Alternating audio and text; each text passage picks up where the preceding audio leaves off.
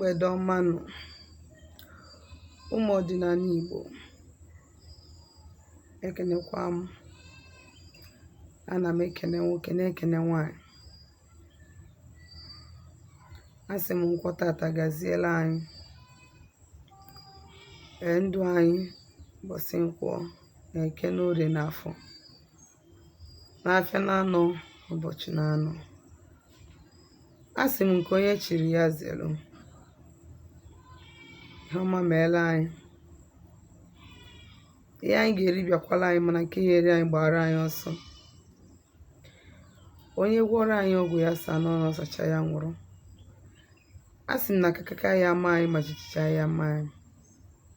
Anyị ya pụta ife, anyị ya ede ude. Akara niile anyị ji ya wee pụta ụwa ga-apụta ife. Asị m onye gwọrọ anyị ọgwụ ya saa n'ọnụ ọsacha ya nwụrụ. Ọ bịara egbu anyị mgbu onwe. Anyị si egbe belu ugo belu, ma nke si bi ebekwa n'akụkụ ya.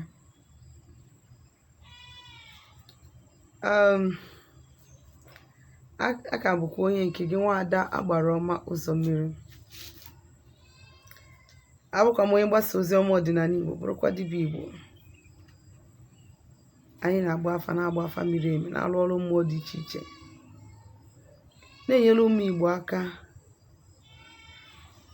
ịchọpụta ihe dị n'ụzọ ha, ị na-achịta azụ n'ọdịnala, mara nke bụ eziokwu, maka na ọdịnala bụ ụzọ ndụ. Ndewonu. O nwere ife m chọrọ ịkọwa taa. Isiokwu m ji maka ya wee bịa tata bụ maka afa na mpaghara afa enwelu na mkpa ọ dị wee gba afa. Ndewonu. Ana m ekwubu ya, mana ọ na-abụ nnọkọtakwa refresh some topics because of ndị ka na-esonyere anyị ọfụrụ.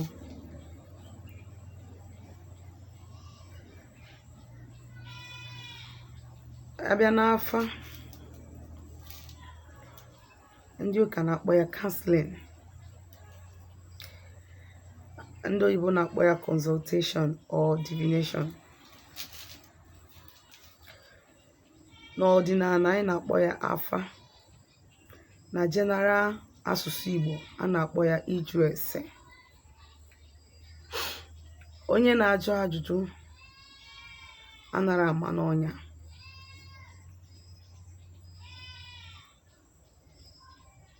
Ka bụ eziokwu. Afa bụ usoro ndị Igbo ji ajụ ese,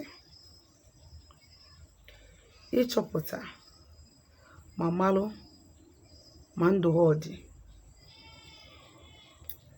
malụ mmụọ na-agba ha ụgwọ, malụ ihe niile dị n'ụzọ ha ma. Ọ usoro ndị Igbo ji ajụ ese. Mgbe gburugburu, ọ na-abụ mmadụ chọọ ịnụ nwaanyị, ọ gaa n'afa ga jụọ ajụjụ. Onye a ụzọ gakwara, mmụọ na-esi ya na mmụọ na-eso m, ha na-erikọkwa. Anyị nụọ, anyị amụ ụmụ. Onye erubelu m isi, anyị amụ nwoke, anyị amụ nwaanyị.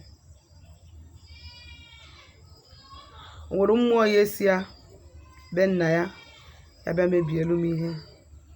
Ngwuru be nna ya, ọ ngwuru ọ ya bụ nnụọ nwaanyị, ọ metalụ m mkpụrụ. Ihe niile bụ ajụjụ ihe eji wee malụ ndị Igbo esi ajụ ajụjụ. Ka nke nwoke na-ejikwa nna ajụ ese nwaanyị, ka ndị be nke nwaanyị na-ejikwa nna ajụ ese nwoke. Amalụ ma nwa ha ga ebe ahụ, ọ ya achakwa isi nka, ọ ya amụkwa zụọ, ọ ya erikwa uru dị na ụmụ ụmụrụ. Mana ndị agba ọfụrụ ụwụ achọzi ịnụ nwaanyị, eje jụọ onye nọrọ onwe ya bịa, kedu ka nwata si eme, ọ na-emekwa ọfụma. O nwere ike ị na-ajụ, ijuo ihe na ya na-abụọ na-adịrọ na mma, ọkụ enwube. Ọ bụ na onye na-achọrọ agamnihu ezinụlọ ahụ ọkwa enwube. Onye ahụ sigodi gị na nwata ahụ dị mma, mana eziokwu na ọ dịghị ọrụ gị mma, ịnụọ ya ị na-asị na onye a nyere gị ashọransị gị gaba, onye ka ji onye gị ashọransị gị gaba, mana n'ezie kịta maka na mmadụ ka ị na-ajụ. Mana ọ bụ na ijije jụọ mmụọ ose gị na mmụọ ose onye ahụ agbaalụ gị ama ihe dị n'ozi ya. Ka m si ekwu na mbụ, nna dị eme our youth, I may our guys and our ladies encourage ịchọ ịnụ di mana ị chọrọ ịnụ nwaanyị, gbaa afa. Ọ bụ na nwoke ahụ ị chọrọ ịnụ na ndụ ya ọma ndị te ndụ aka agwa gị, ọ bụ na nwaanyị ahụ ọma ndị te ndụ aka agwa gị, ọ bụ na o nwere ife dị n'ụzọ onye ahụ ya emecha bịa butewe ọgbaghara agwa gị, ọ bụ na nwoke ahụ bụ dibịa and ikpebigo na ịma nnukwu dibịa agwa gị, ọ bụ na nke nwaanyị bụ eze nwaanyị and ikpebigo na ịma nnukwu eze nwaanyị agwa gị. From there ịmalụ na onye a gị na ya ị na-ejelu bụ onye iyi anụnwụ mana ọ bụrụ onye iyi anụnwụ, maka na ihe dị n'alụ ịnụ onye bụ onye ọrụ, ịnụ eze nwaanyị, nwoke ịbịa nụwa eze nwaanyị, ịya akwụkwọ n'okwu gị na-abụ na sọpọtụ onye ahụ. Enwere so many sacrifice ihe eme ekiri onye ahụ befe n'ụba adịghị ka ịnụgbagodi onye ahụ na-anọrụ n'udo. So ọ bụrụ na ị laikiri ya na ọ dị ọcha na ọ maka na o toro ogologo na ome nka, ihe eje jụọ ese. Abịa na enwere ọtụtụ afa dị iche iche, ekwubugo m uru afa bara na mgbe nke ọzọ, ebe nke ọzọ nkụziri ya. Ekwukwa m na ọnwụ nwere ike ịdị n'ụzọ mmadụ mana onye agha mara na ọnwụ dị n'ụzọ ya, onye agha na-aga ọ pụọ moto ma mashin akụtuo ya asịkwa na ọnwụ, ọ pụọ ihe akpọọ ya n'ọkpa, from there arụ ayaba onye agha anwụ. Nwee ike ma ọ bụrụ onye gị na ya na-erikọ nri na-eme ga ejere gị ajiji ya ama.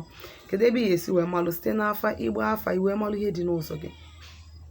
Magodu ma ndụ gị dị, ndụ gị adọrọ, ịmara ihe kpatara ya, ma ọ mmụọ chọrọ iwepụ ndụ gị ka mmadụ, ịmara onye ya achụghara àjà so that ka ụzọ gị nwee ike gaba.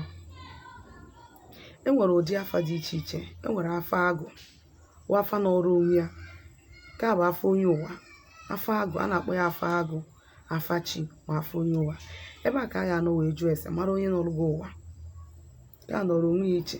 Enwekwara ụdị afa dị iche a na-akpọ, mụnwa na onwe m na-akpọ ya general afa. Na general afa ahụ o nwere afa dị iche iche ị ga-enweta n'okpuru ya.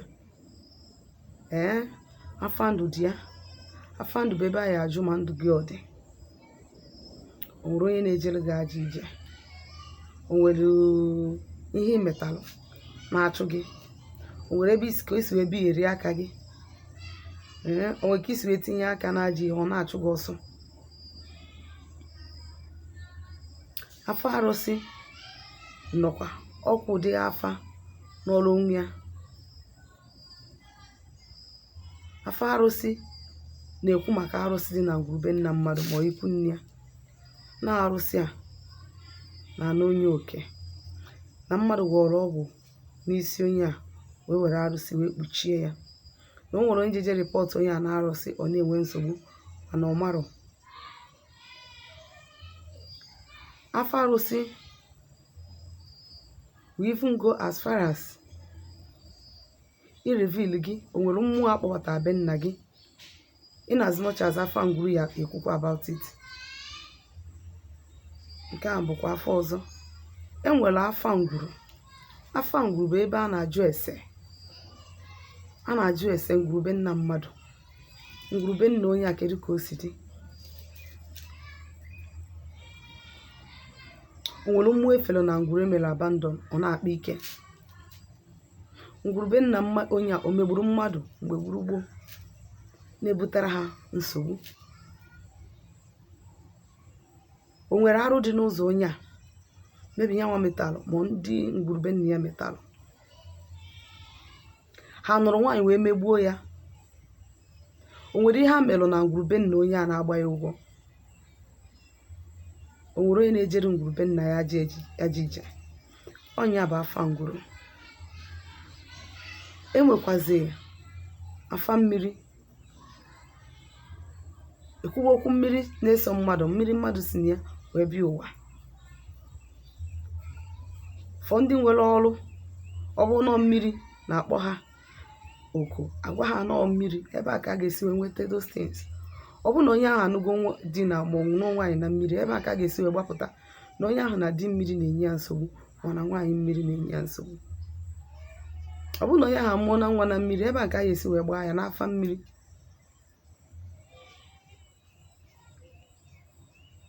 Ọ bụrụ na o nwere onye gwọrọ ya ọgwụ wee jee na mmiri bukpuo ya tụfuo ya na mmiri wee si mmiri buru ya gaba, ebe a ka a ga-esi wee nweta ya.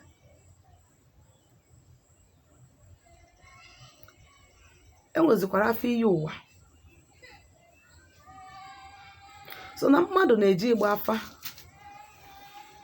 ịgba mbọ make sure na agbalụ gị comprehensive afa, chọpụtacha ihe niile dị n'ụzọ gị, ịmalụ ndị go na ijide gị jiri nwayọọ, malụ ndị kacha mkpa ihe ebido jiri nwayọọ nwayọọ na-edozi ndị ọya bọbụ na imeri ya ịma mme ndị ọzọ, ka ị na-aghọta onwe gị, ka ị hapụ ịnwụfu.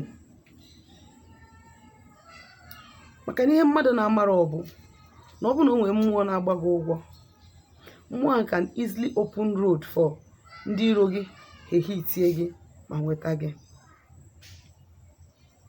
Ọ dị mkpa na gị nwa bụ onye Igbo na-ene m anya kwesịrị na-agba afa. A sịkwa na ịgba afa once izuo ike, ọ bụrụ ihe mmadụ na-abụ eme once ezuo ike. Mmadụ na-abụ nọkọta ọ gaa chekọpụ n'ụlọ ọgwụ mee ka ime arụ ya si wee dị. Ụta nwa ka ọ dị. Afọ a bụ ihe ọ ga-abụ ịnọkọta na ije jụọ, maka na mgbe ụfọdụ nwere ọtụtụ ihe ga-abụ ọ dị n'ụzọ mmadụ ọma mpụta that first time onye ahụ nje n'afọ ọma mpụta na ihe dị ụta dị n'ụzọ onye ahụ. Ọ na nwere ka ọrụ ọwụ na otu wọk dị n'ụzọ ya, o jezikwa n'afa ihe ahụ pụta. Ọ na-afa ka ị ga-esi wee malụ a lot of things nọ n'ụzọ gị, a lot of things. Maka onye ahụ na-asị na o nwere ihe imere ya, nwere ike ọ bụrụ na o nwere ihe imere ya, ị na-asị na o nwere onye ahụ ga-emenwu gị, onye ahụ ama na-eme gị ihe iji kwere ya ọfọ. O nwekwa ebe nọ wee mejọọ ya, iri okwe ji iri okwe dị ndị gbokwa nwunye na-akwa ya nwunye ya ma ọ di ya, mana ọ na-achụ gị ma na-enweta gị. Maka gịnị? Na ezumezu mmụọ nsọ gị marọ ha. Kedu ebe ya esi wee mara ezumezu mmụọ nsọ gị? Site n'afa. Aka m bụkwa onye nke gị, Nwaada Agbaroma Ụzọmmiri. Echefukwana na abụ m onye mgbasa ozi ọdịnala Igbo, bụrụkwa dibịa Igbo. Anyị na-agba afa dị deep, na-alụ ọrụ mmụọ pụrụ iche, na-enyekwara ụmụ Igbo aka ịma eziokwu na ọdịnala Igbo abụrụ ebe a na-agwọ ọgwụ.